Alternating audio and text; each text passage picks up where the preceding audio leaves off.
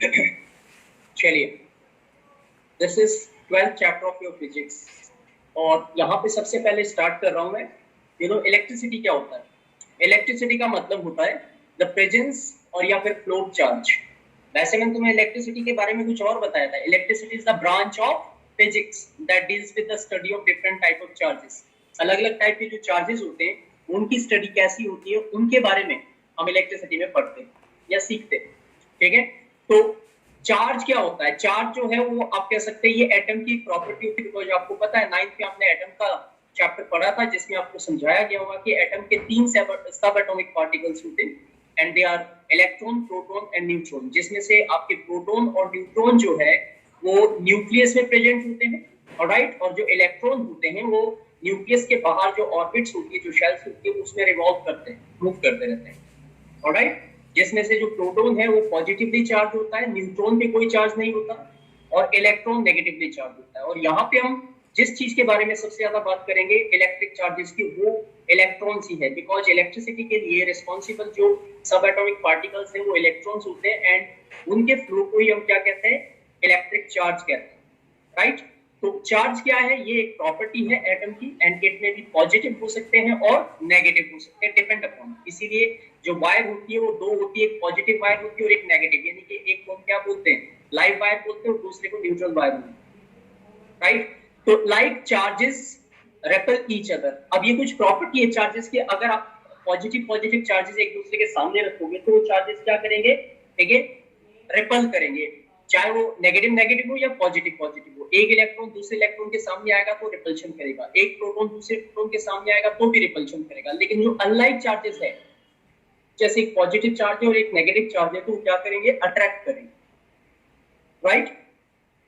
और इसकी जो ऐसा यूनिट होती है चार्ज की, वो क्या होती है? कूलम होती है। क्या होती है? कूलम।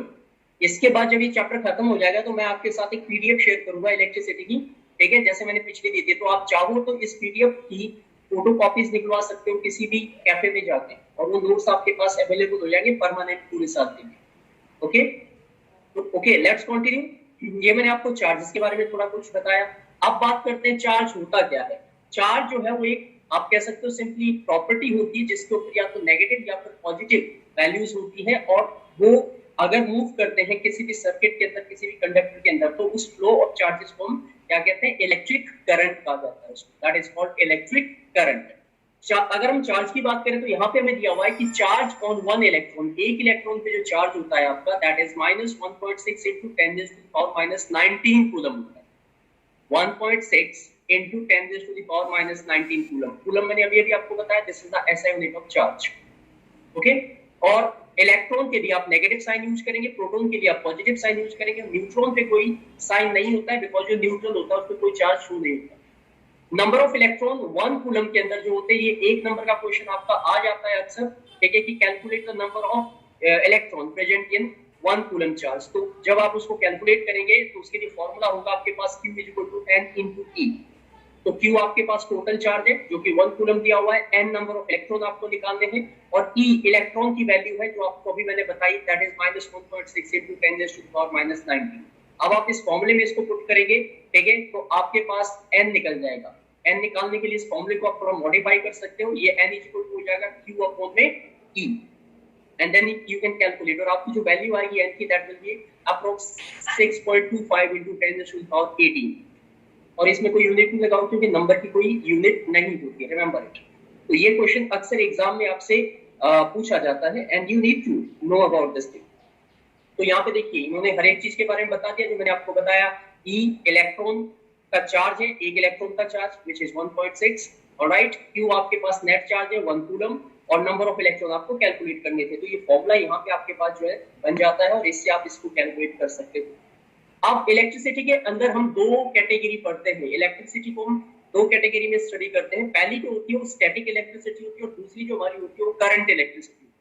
स्टैटिक इलेक्ट्रिसिटी होती है जब चार्ज एट रेस्ट होते हैं, यानी कि चार्ज फ्लो नहीं कर रहे हैं, दे आर प्रेजेंट। मान लो आपके पास एक सेल है, बैटरी का सेल है, ठीक है, उस सेल के अंदर जो चार्ज इकट्ठा है वो रेस्ट में है, वो मूव नहीं कर रहा है जब तक आप उसे किसी सर्किट में कनेक्ट नहीं करते, ठीक है। तो वहां पे उस इलेक्ट्रिक चार्ज को हम क्या कहेंगे? स्टैटिक फॉर्म ऑफ चार्ज कहेंगे, because electric charge at rest. तो branch of the electricity that deals with the study of charges at rest is known as static electricity, and the branch of the electricity that deals with the flow of charges continuously is called current electricity.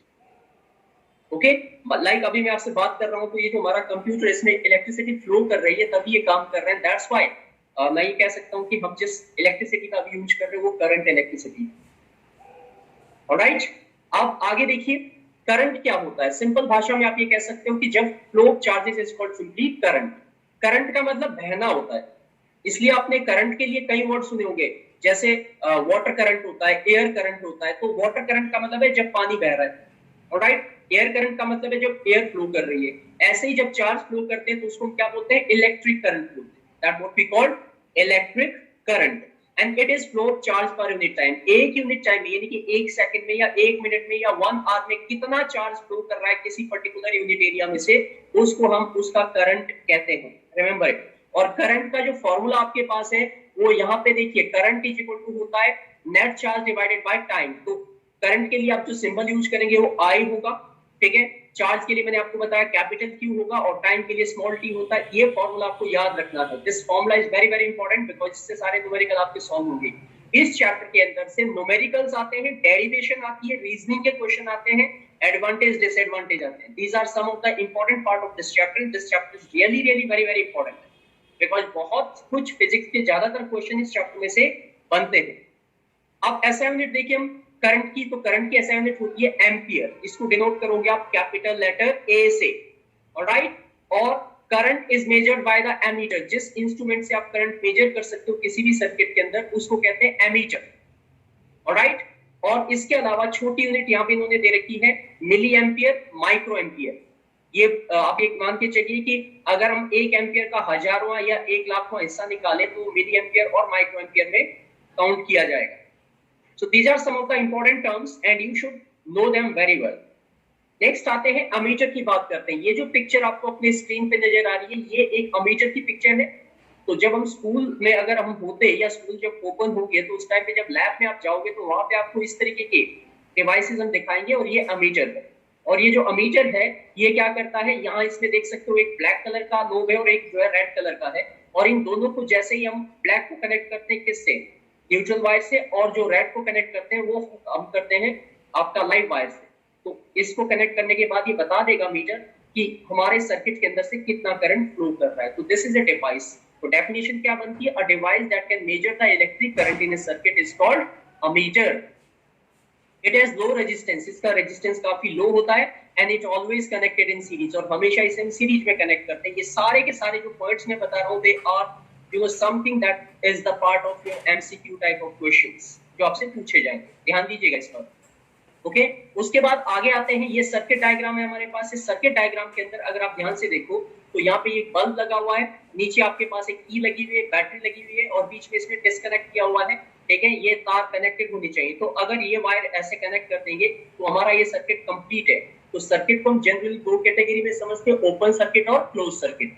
जब आपके circuit में current flow नहीं करता या switch off होता है या battery disconnected होती है तो ऐसे टाइम में सर्किट आपका काम नहीं करता, उसको हम कहते हैं ओपन सर्किट, रिमेंबर इट। और जब आपका सर्किट जो है वो काम कर रहा है, उसमें से करंट फ्लो कर रहा है, बल्ब जल रहा है, व्हाटएवर जिस भी फॉर्मेट का आपका सर्किट है, तो हम उसको कहते हैं क्लोज्ड सर्किट। तो सर्किट के बेस पे आप 2 सर्किट को समझने की कोशिश कीजिएगा, राइट। एमीटर को जो डिनोट किया जाता है सिंबॉलिकली वो ऐसे लिखा जाता है, यहाँ पे जहाँ पे ये कर्जर घूम रहा है इस पे देखिए, यहाँ पे हम एक सर्कल बनाते हैं, उसके अंदर कैपिटल ए लिखते हैं और पॉजिटिव और नेगेटिव वायर के साथ उसके साइन शो कर देते हैं। तो ये आपके पास अमीटर का सिंबल हो जाता है। ये चैप्टर ऑलरेडी मैं करवा चुका हूँ आपको और तब मैंने सारा डिटेल थोरोली आपको समझाया हुआ है। This is the revision process. तो यहाँ पे मेरा मकसद ये है कि मैं आपको एक बार सारी चीजें दोबारा से रिव्यू करवा दूं सो दैट आपको इजी हो जाए अपने चैप्टर को दोबारा रिवाइज करने में, और आप एग्जाम में जो भी आपके यूटी हम कंडक्ट करेंगे उस यूटी में आपका आउटपुट अच्छा। याद रखिएगा आपके हाफ ईयरली के, ठीक है, और यूटी के मार्क्स अब इंपॉर्टेंट हो जाते हैं, ठीक है। जैसे मान लो अभी 10th क्लास के जो जिन बच्चों के एग्जाम नहीं हो पाए, जो एग्जाम रह गए, उनके नंबर किसी के बेस पे लगेंगे उनके, ठीक है।